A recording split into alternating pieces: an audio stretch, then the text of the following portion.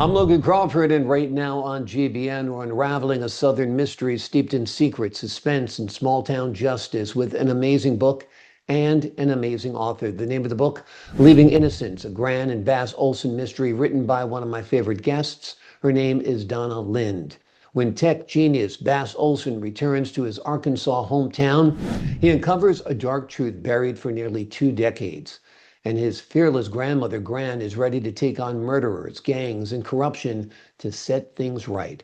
With a sharp blend of wit, faith, and old school determination, this action packed thriller explores just how far you'll go for the people you love and the price you'll pay for justice.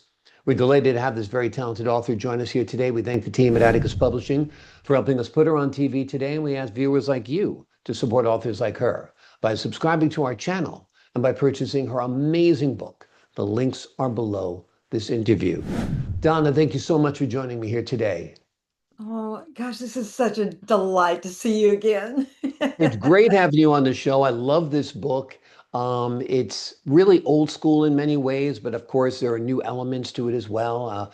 Bass is a tech genius that didn't wasn't around in the old school days. No. Um, Tell us a little bit. This was born out of a TV script, right? It was. What I wanted to do is kind of pitch this idea that we have like an intergenerational wisdom that's been overlooked. And so, how many of our young ones, particularly the really bright ones that can handle technology and live on this virtual plane, there's real life and real life lessons. And so that was the initial seed of it. And then this is based on I take real unsolved murders and then do the forensics with the computers of what could have happened, what could not have happened. And these young ones, I was like, you put it all together, and I was like, oh my gosh, this is what must have happened. And then we wanted to tell a story in a compelling way. So Amazing. yeah, So thank you. this is based on an actual crime. Yeah, it was. It was in Atlanta. And I think one of the things, as I get interviewed by a lot of people that interview mystery writers, several things. One of them is this was a really good man. So all the motivation for why he was murdered in a close up, not a random kind of thing at all. There's no women, there's no money, there's no secret life, there's no. He was a really good man. In fact, I think that's one of the things in the book is we make sure that the more we would find out about this man, actually, the better he is. So then it becomes what happened. And then, of course, the other thing that we did a little differently is each time as we follow the trail of what we think happened, it gets closure. So, unlike most mystery books where you have at the end all the possible suspects and who did it and all that eliminated, by the time we get to Act Three, it's like there's nobody did it. And because of her wisdom, is able to not only know from an intuitive point of view what had happened, but actually how to trap him. So unlike a lot of murder mysteries where it's just like, oh, he did it, yay, we're getting him. We go get him. We really get him. And that part has been fun. It was fun to put it together. It was fun to visually do it. And when you do a script, as you know, coming coming to the end where it's like, okay, he did it, and we all go, yay, is a lot different than like, bam, you're done, buddy. And it's very Exactly. satisfying. Exactly. Yeah, it is a satisfying feeling for the readers too when there's a definitive action like that. The real life crime, did that go unsolved? It is still unsolved. It Yeah. could be solved, Mhm. but for the very reasons that we talked about, there's no Mhm. money. There's Yeah. no there. It could be. Yeah. It actually happened in Atlanta, like we Yeah. had in there. And I spoke with several detectives. Well, they've all retired now, Mhm. and it might put in a lot. So it could be solved. Yeah. Yeah, It's exactly, all exactly. there. And yeah, you never know. Eventually these things do come to light, whether it's 10, 20, 30, 40 years after the fact. Exactly. It's amazing. And talk to us a little bit about your research. Obviously, you talked to the real life investigators in Atlanta. And this is also based on your own experience in Arkansas as well, right? So tell us about that. Oh, well, the fun part was when you do forensics like this. This, by the way, was actually here he is. There we go. A dear cousin of mine, a man that was just unexpectedly murdered. So that meant there were a lot of. I hadn't seen him for a long time. We lived far away, but then it's like putting together what could have happened, and then so many reasons, superficial explanations were absolutely not the truth. So we, from the computer side, I was able to get all the forensics, the we call the GIS data, the information about the streets and the weather and everything that really was that night. And then I have a dear friend who's an accountant out of Texas and a very astute kind of woman. Anyway, in fact, probably if we were sitting here, she'd go, "Oh, you need to sit taller. Why didn't you wear a red tie?" I mean, she's just, that kind of person. Yeah. Anyway, when I took her to the crime scene in Atlanta, and of course we had to go by bus. And we're standing there on the street, and I'm saying to her, "You know what? This is what I believe really happened." And when she turned around and said, "I think you're right," I was like, "Yes, Wow. yes." So that's when I knew I had to write it. And Yeah. and it is true. The initial draft, hopefully to be a screenplay, it's like 6 weeks long. It's all the other stuff that to make it into a book, because when we're creating not cookie cutter characters, it's harder to pitch, and so we wanted to make them real. I think the fun part, Logan, is because Bass is 25 and he's a techie, and his life is his mother. Well, she's a wicked woman. Some people, oh, she's so what, dysfunctional. I go, she is not dysfunctional at all. She loves being wicked, and poor guy, he'd been raised essentially in a car, and the one person in his life that had been just a wonderful comfort to him, kept him on the right track, was this grandmother. So in on this level, they actually both kind of have the same traumatic experience with this bad woman. So the fact that they're choosing to go on an adventure together, despite all that, apparently that's ringing true with a lot of young people. That it's easy to get caught in this victim mentality, but the thought of just like letting it all go and let's just start all over with nothing apparently is very appealing. So that actually has been very fun. And we're in the process of doing the sequel. And the people that I talk to are these young people that are game designers. they everybody wants to be this guy Bass, our narrator, our Dr. Watson, so to speak, Yep. our everyman. Oh, and I've got to tell you, Logan, that's been actually very intriguing to me. The ironic part is they aren't actually readers. Hmm. So they love graphic, comic book. We would call it comic books. They call it graphic Graphic novels. novels. Yeah. They love graphic novels. I'm like, oh well. And then, of course, video games. They love that. Hmm. So as we're doing the research, we may end up releasing a graphic novel alongside the sequel, and, Cool. and maybe even a video game. Wow. I brought to them, as I'm sharing what's going to happen, um, a storyboard. Okay, Hmm. how the big, an awful comic book, right? Yeah. Just, this is what happened, this is what happened, because I knew they were visual people, right? Young people. And oh my gosh, boy, did I get schooled. 8 hours okay, well, this, visually, this has got to happen, and this visually, because that's the side of the brain of their brains that is so active, right? Engaging for them. And boy, did I get schooled, and it's intensive. Anyway, so Yeah. that's where I am now. So sure read this one because apparently it's going to be a good prequel. Wonderful. Wonderful. It's exciting. So much is happening. There's so much great reaction to your book. The fact that you're working on a sequel is exciting as well. The characters are so intriguing. A grandma and a grandson duo is very unusual. Tell us why you chose that dynamic. And yeah.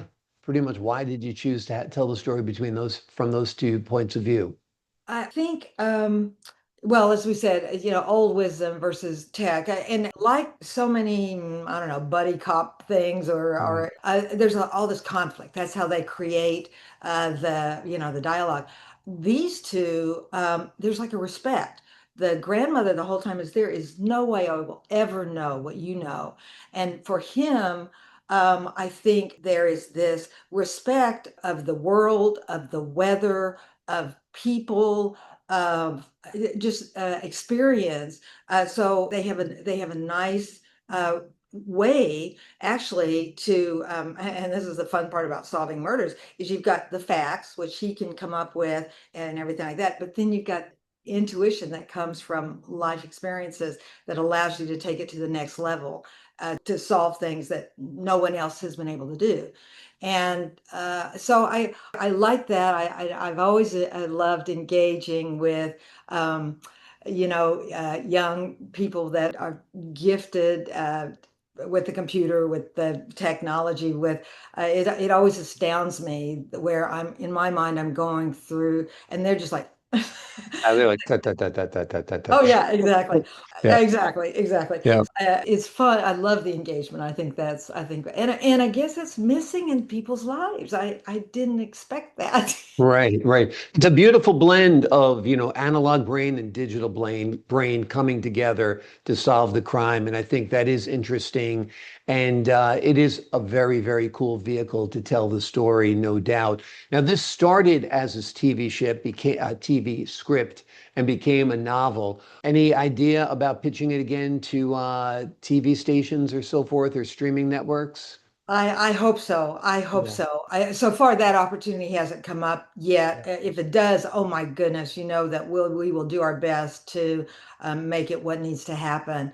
I think probably from an actor point of view, there's probably a lot of seasoned, amazing actresses that would do a wonderful job with Gran, and be excited to play her. And so yeah, no, we're Yeah. thrilled.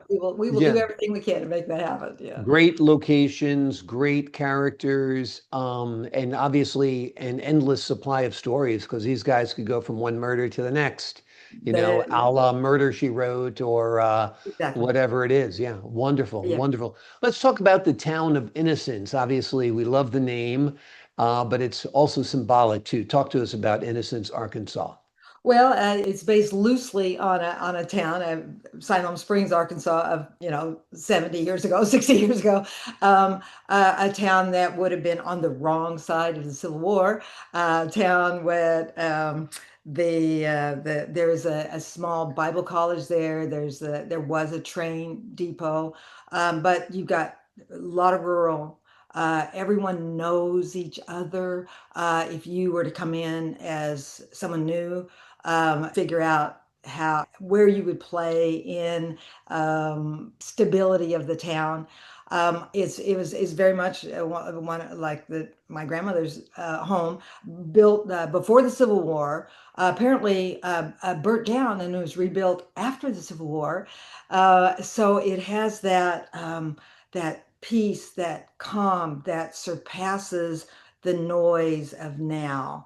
And I tried to grasp that as well, where people they want to speak to one another rather than text them or phone them. They would rather see face to face, or in this case, it begins really with a funeral, and there it's perfectly acceptable. In fact, pretty delightful they had Civil War reenactors. So you would dress up for this funeral to honor this man, and bring the horses and all that kind of stuff. Very rare. I mean, I'm Yeah. sorry, there's a lot of fancy funerals around and very people dress up. Exactly. In the Civil War attire, yes, Civil without a War, doubt. Yeah. absolutely. Yeah, absolutely. Amazing, amazing. Faith is a part of this book as well. It plays a role in Grant's quest for justice. Talk to us about that element. Well, I wanted to include it. It's part of her truth, that part of that endurance. I believe because it's so unlikely that an old lady would, go on the quest for these bad guys. And as part of this, she's received a windfall. Her husband has died. She's received $1 million windfall, and she wants to solve this murder of her son. So she just puts every penny of it up. It's going to be a reward money. How else? Yeah, how else are we going to sign it? Well, if you don't have that Christian strength of like, this is God's money and he likes justice and we're going to give it. So many of the distractions of having suddenly receiving a windfall couldn't be part of her. Ironically, because she does have such a strong Christian, and she has Christian friends too. They're the ones that are support. Oh, you can do this. You can do this. Everybody else is pretty much like, you're an old lady. What do you think you're doing? Kind of thing. Her friends though are wonderful. Again, that heart, which we try to capture in their voice. People think it's like an accent or something, but in reality, it's this uh, perseverance and kindness that comes from their hearts. So they have a distinct way of speaking. But ironically, apparently, her Christian attitude offended somebody. And so I was actually banned off Amazon for a little while. Business Amazing. was because of that. I guess somebody's like, man, if she's offended somebody on Amazon, this must be okay. So we Yeah, kind ban of a book if you want to create a bestseller, right? well, Yeah. let's hope so. Yeah. But I mean, got into this new round of it was it's delightful. And this has been an Yes. interesting year and a half, Logan, since I'm we sure talked. it's been an interesting ride, no doubt. Now, your background, as we mentioned before, is in playwriting, also in academia.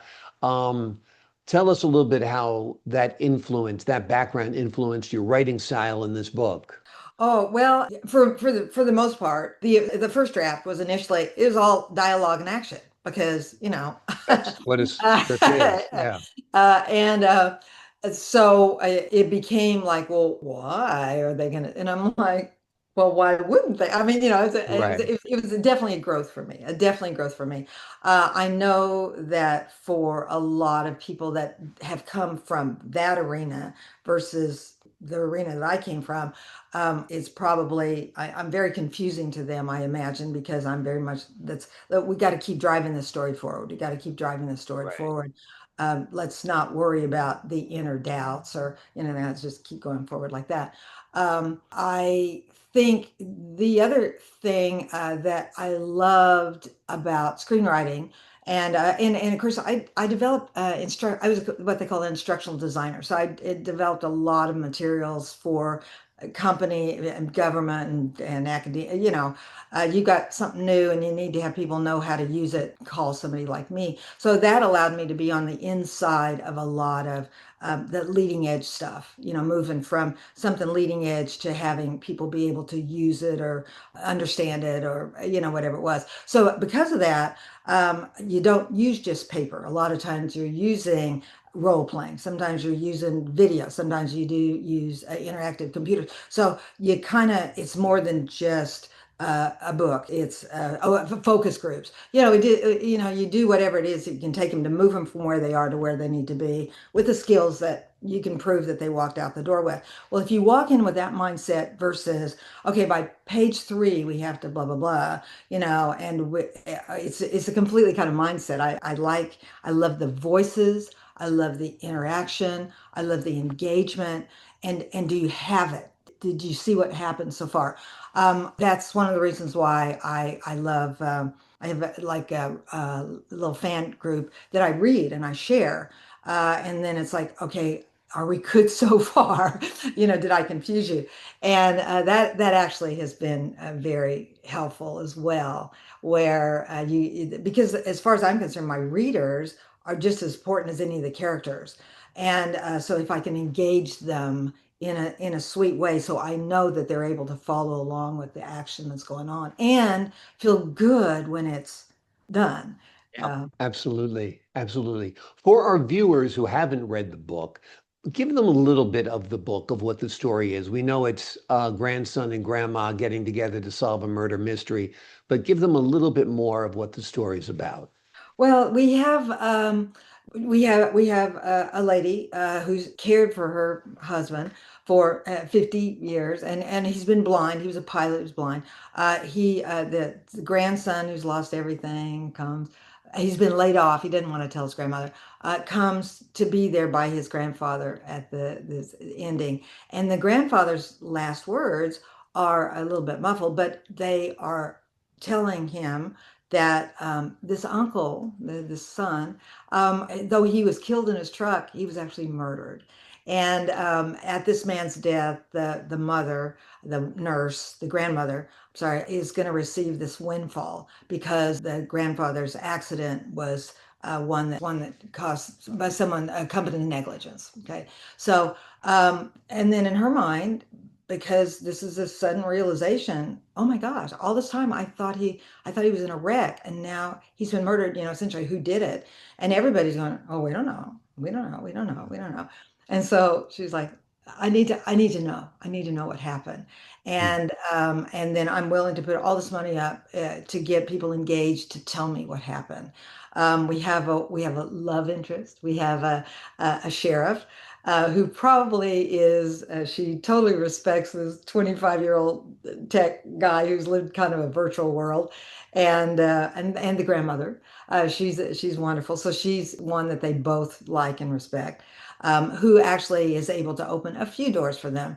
But the reality of it is, they both they travel the 500 miles in an old pickup truck. Again, Yeah. it's like, you know what? This is part of being unpretentious. Yep. He doesn't even have an iPhone. His iPhone got stolen before he left LA. His, all of his investments and everything were confiscated. He didn't leave on a, well, bye, we'll see you next week. I mean, it was not a good parting with his old wife. So Mhm. in so many ways, he's going, you know what? I'll do this because I got nothing to lose. Yeah. I've got nothing to go for. I'll just do this.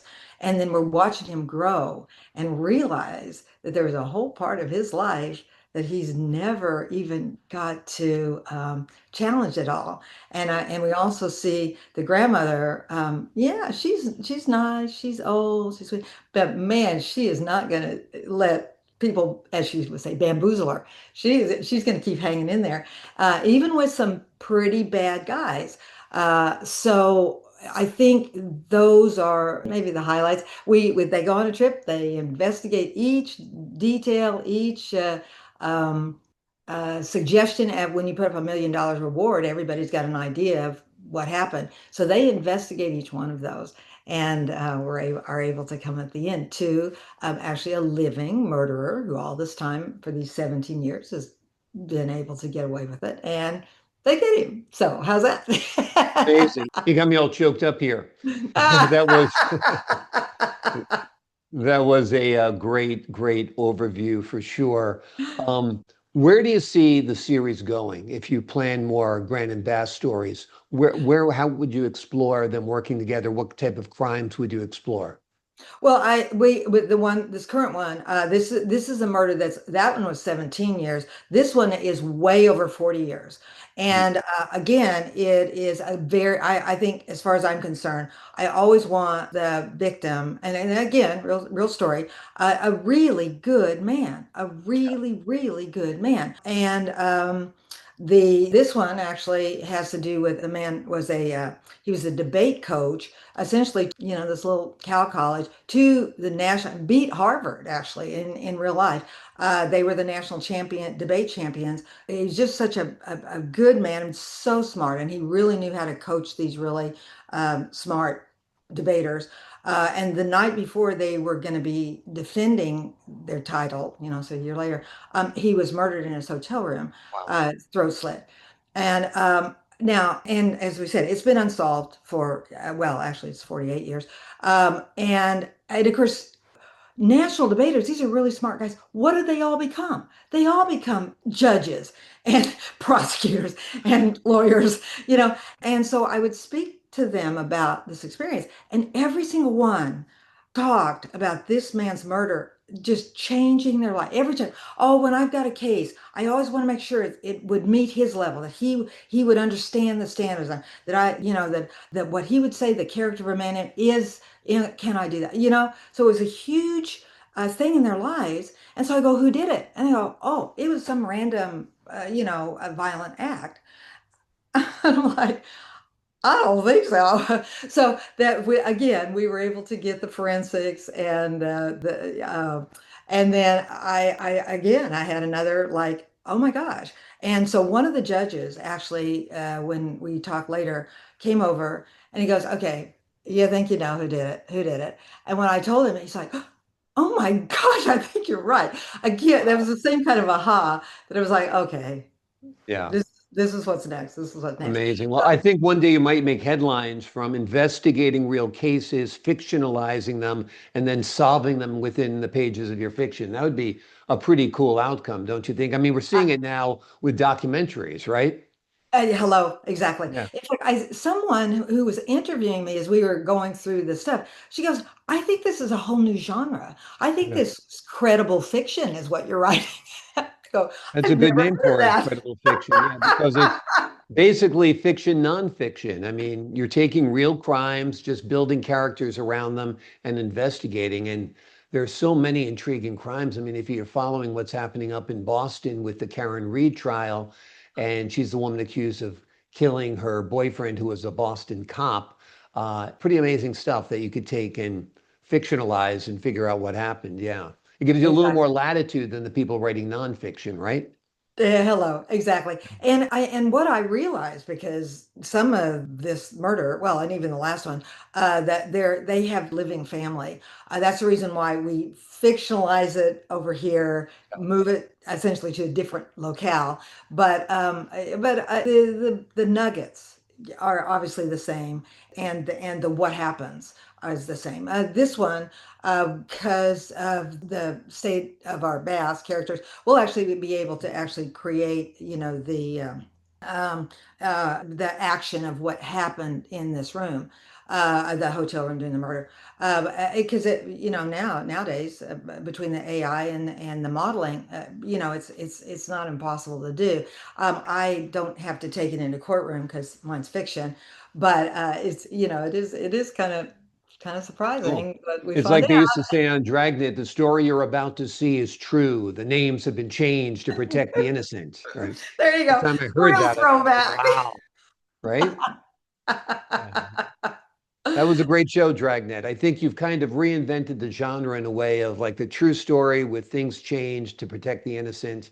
And I think it's wonderful. It certainly works. I think it would be great as a TV series. Like I said, kind of like Murder, She Wrote. You've got Gran Olson as an updated Angela Lansbury. I think it'd be a great vehicle. I mean, they brought back Matlock recently. Have you noticed that? Right? No, no And, kidding. and made Matlock a woman. No kidding. Yeah, so I think there is room for Gran and Bass Olson on the network lineups, no doubt. The name of the book we've been talking about today is called Leaving Innocence, a Gran and Bass Olson mystery. It is a powerful Southern thriller filled with courage, conviction, and characters you won't forget. Donna, thank you so much for joining us here today. Thank you. Oh my gosh. It's always so fun to be able to talk with you. This is delightful. Such a delight for me. Love speaking with you as well. To the folks at home, I'm Logan Crawford, thanking you for your time this time until next time.